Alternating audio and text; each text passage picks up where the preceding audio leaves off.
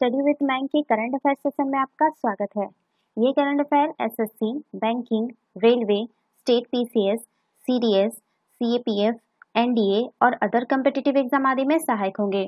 आज की डेट है 18 अगस्त 2020। तो चलिए आज का करंट अफेयर शुरू करते हैं। आज का पहला प्रश्न है, हाल ही में भारत ने किस बैठक में ड्रग तस्करी में डॉर्कनेट के इस्तेमाल व आधुनिक तकनीक के दुरुपयोग का मुद्दा उठाया है? ऑप्शन ए संघाई सहयोग संगठन, option B ASEAN, option C BIMSTEC, option D BRICS. देखिए, भारत ने ब्रिक्स देशों की हाल ही में आयोजित वेबिनार में डॉर्कनेट व आधुनिक तकनीक के दुरुपयोग पर चर्चा की। इस दौरान सदस्य देशों की मादक पदार्थ निषेध एजेंसियों ने समुद्र के जरिए ड्रग तस्करी पर रोक लगाने के लिए उठाए जाने वाले कदमों पर भी चर्चा की। केंद्र सरकार ने रविवार को बताया कि ब्रिक्स के मादक पदार्थ निरोधक कार्य समूह के चौथे सत्र का ऑनलाइन आयोजन 12 अगस्त को हुआ। इसकी अध्यक्षता रूस ने की। मादक पदार्थ नियंत्रक ब्यूरो के महानिदेशक राकेश अस्थाना ने सम्मेलन में भारत का नेतृत्व किया। ब्रिक्स देशों में ब्राजील, रूस, चीन, दक्षिण अफ्रीका व भारत शामिल है। गृह मंत्रालय के अनुसार सम्मेलन के दौरान ब्रिक्स देशों में मादक पदार्थों की स्थिति पर विचार का आदान प्रदान किया गया। इसमें मादक पदार्थों की तस्करी के अंतर्राष्ट्रीय क्षेत्रीय चलन तथा हालात पर घरेलू व बाहरी कारकों का प्रभाव आदि विषयों पर भी चर्चा हुई। वास्तविक समय में सूचनाओं के आदान प्रदान व समुद्री मार्गों से होने वाले मादक पदार्थों की तस्करी पर रोक लगाने पर सहमति बनी। ड्रग तस्करी में डॉर्कनेट व आधुनिक तकनीक का दुरुपयोग सम्मेलन का प्रमुख मुद्दा रहा। डॉर्कनेट इंटरनेट का वो हिस्सा है जिसका इस्तेमाल सामान्य सर्च इंजन के जरिए नहीं हो पाता। इसका इस्तेमाल मादक पदार्थों की बिक्री, अश्लील सामग्री व लेनदेन व अन्य अवैध गतिविधियों के लिए किया जाता है। बात कर लेते हैं ब्रिक्स के बारे में। तो ब्रिक्स दुनिया की 5 अग्रणी उभरती अर्थव्यवस्थाओं ब्राजील, रूस, भारत, चीन और दक्षिण अफ्रीका के समूह के लिए एक संक्षिप्त शब्द है। ब्रिक्स की चर्चा वर्ष 2001 में गोल्डमैन सच के अर्थशास्त्री जिम ओ नील द्वारा ब्राजील, रूस, भारत और चीन की अर्थव्यवस्थाओं के लिए विकास की संभावनाओं पर एक रिपोर्ट में की गई थी। वर्ष 2006 में 4 देशों ने संयुक्त राष्ट्र महासभा की सामान्य बहस के अंत में विदेश मंत्रियों की वार्षिक बैठकों के साथ एक नियमित अनौपचारिक राजनयिक समन्वय शुरू किया।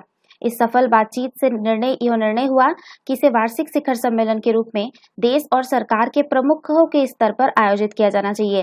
पहला ब्रिक्स शिखर सम्मेलन वर्ष 2009 में रूस में हुआ और इसमें वैश्विक वित्तीय व्यवस्था में सुधार जैसे मुद्दों पर चर्चा हुई। दिसंबर 2010 में दक्षिण अफ्रीका को ब्रिक में शामिल करने के लिए आमंत्रित किया गया और इसे ब्रिक्स कहा जाने लगा। मार्च 2011 में दक्षिण अफ्रीका ने पहली बार चीन के सान्या में तीसरे ब्रिक्स सम्मेलन में भाग लिया। तो इसका सही आंसर होगा ऑप्शन डी ब्रिक्स। चलिए नेक्स्ट क्वेश्चन पे चलते हैं। प्रोजेक्ट टाइगर को मिली अभूतपूर्व सफलता के बाद देश में अब किन 2 जीवों के संरक्षण को लेकर 2 नए प्रोजेक्ट शुरू होंगे? ऑप्शन ए हाथी और समूर, ऑप्शन बी शेर और डॉल्फिन, ऑप्शन सी मगरमच्छ और हिरन, ऑप्शन डी गेंडा और साइबेरियन क्रेन। देखिए, प्रोजेक्ट टाइगर को मिली अभूतपूर्व सफलता के बाद देश में अब शेर और डॉल्फिन के संरक्षण को लेकर भी 2 नए प्रोजेक्ट शुरू होंगे। प्रधानमंत्री नरेंद्र मोदी ने 15 अगस्त को लाल किले से इसका ऐलान भी किया है। वैसे इन प्रोजेक्टों को शुरू करने की रूपरेखा बाघों की गणना को लेकर आई रिपोर्ट के बाद ही बन गई है। रिपोर्ट में बाघों की संख्या बढ़कर करीब 3000 हो गई है।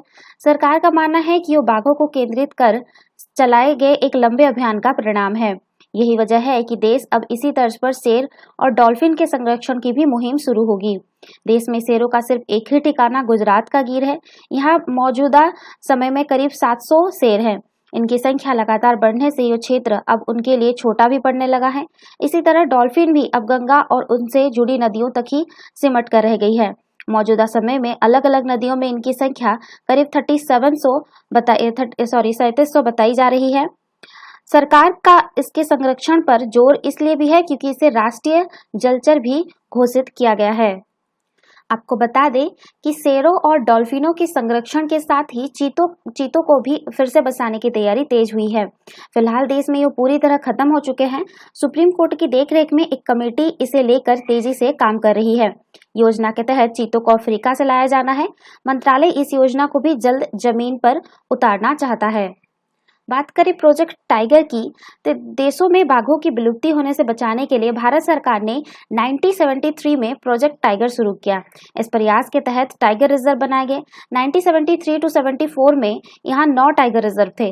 अब इनकी संख्या बढ़कर 50 हो गई है।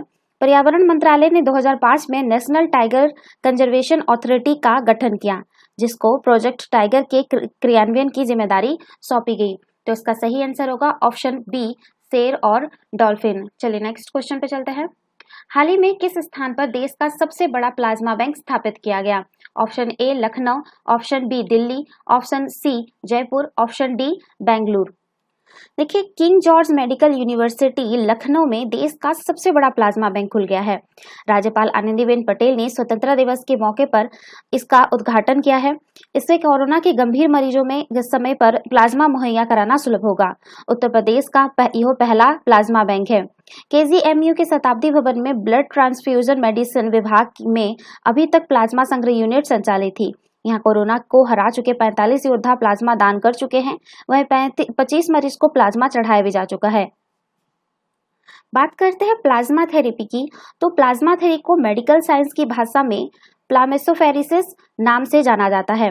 प्लाज्मा थेरेपी से तात्पर्य ऐसी प्रक्रिया से है जिसमें खून के तरल पदार्थ या प्लाज्मा को रक्त कोशिकाओं से अलग किया जाता है।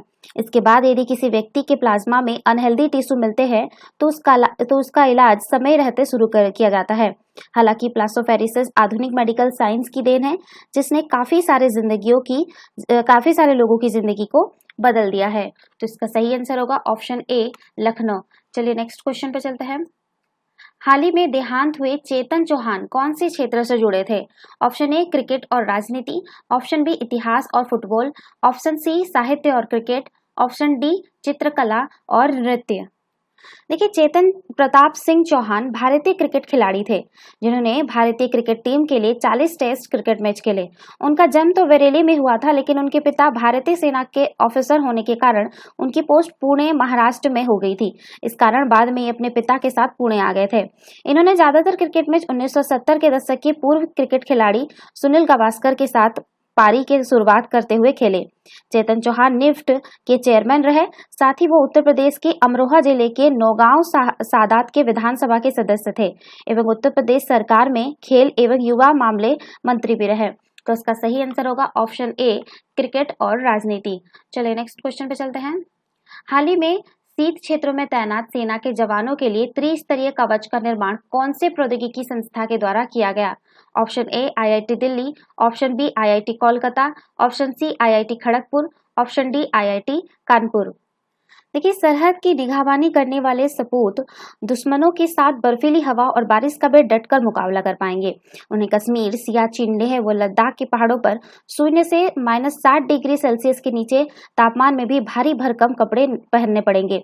उन्हें महफूज रखेगा स्वदेशी टेक्निकल नॉयलन फैब्रिक का 3 लेयर सूट। अब तक ऑस्ट्रेलिया, स्विट्जरलैंड व डेनमार्क से आने वाले सूट -40 डिग्री सेल्सियस तापमान तक ही हिफाजत कर पाते हैं, लेकिन इससे ज्यादा कारगर सूट को आईआईटी खड़गपुर से प्रोडक्शन टेक्नोलॉजी ने बनाया है। परीक्षण में खरा उतरने के बाद सैनिकों के लिए वो पहली खेप भेजने की तैयारी कर रहे हैं। बात करिए कैसे काम करेगा, तो इस एक्सट्रीम कोल्ड वेदर कॉल्थिंग सिस्टम की सबसे नीचे की लेयर थर्मल गारमेंट है जो त्वचा से चिपकी रहती है। शरीर को गर्म रखकर यह लेयर पसीने को ऊपर की ओर फेंकती रहती है, जिससे शरीर गर्म रहने के साथ सूखा रहता है। दूसरी लेयर का काम अंदर की गर्माहट को रोके रखना है। सबसे ऊपरी लेयर हवा व पानी की शरीर तक पहुंचने नहीं देती है। इसका वजन महज 2 किलो 100 ग्राम है, जबकि पहले के गर्म कपड़ों का वजन 3.25 किलो था। बर्फीले क्षेत्रों में रहने वाले सैनिकों के हल्के व गर्म कपड़े बनाने के लिए सरकार का जोर टेक्निकल टेक्सटाइल पर है। इसके लिए 1480 करोड़ रुपए का बजट रखा गया है। इसमें 620 करोड़ रुपए ऐसे सूट के लिए हैं। सरकारी बजट के अनुसार अभी टेक्निकल टेक्सटाइल से बनने वाले उत्पाद इस्तेमाल की अपेक्षा महज 4% बन रहे हैं। सरकार की मंशा है कि विभिन्न आयात करने के बजाय यही बनाया जाए। इसे बनाने में 3 महीने का समय लगा। पहले इसका परीक्षण निजी प्रयोगशाला में हुआ, उसके बाद सेना मुख्यालय में इसे परीक्षण के लिए भेजा।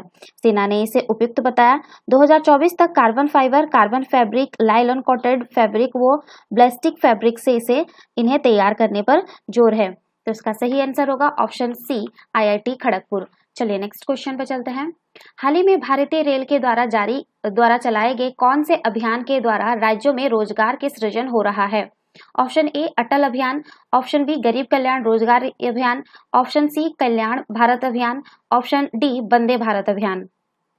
देखिए, गरीब कल्याण रोजगार अभियान के तहत 6 राज्यों में 5 लाख से ज्यादा मानव दिवस रोजगार सृजित किए हैं। रोजगार सृजन होने वाले राज्यों में उत्तर प्रदेश, बिहार, झारखंड, मध्य प्रदेश, राजस्थान और उड़ीसा शामिल है। इन राज्यों में प्रवासी भारतीयों को रोजगार देने के लिए रेलवे की बुनियादी ढांचे से जुड़ी लगभग 165 योजनाएं चल रही है। प्रधानमंत्री नरेंद्र मोदी ने कोरोना महामारी के चलते घरों को लौटे प्रवासी मजदूरों को आजीविका उपलब्ध कराने के लिए गरीब कल्याण रोजगार अभियान की शुरुआत की थी। यह योजना 6 राज्यों के 116 जिलों में चलाई जा रही है। तो इसका सही आंसर होगा ऑप्शन बी गरीब कल्याण रोजगार अभियान। चलिए नेक्स्ट क्वेश्चन पे चलते हैं। हाल ही में ताइवान द्वारा खरीदे जा रहे नवीनतम 66 F-16 जेट के लिए कौन से देश के साथ ताइवान समझौता पर हस्ताक्षर किया है? ऑप्शन ए रूस, ऑप्शन बी चीन, option C Japan, option D America.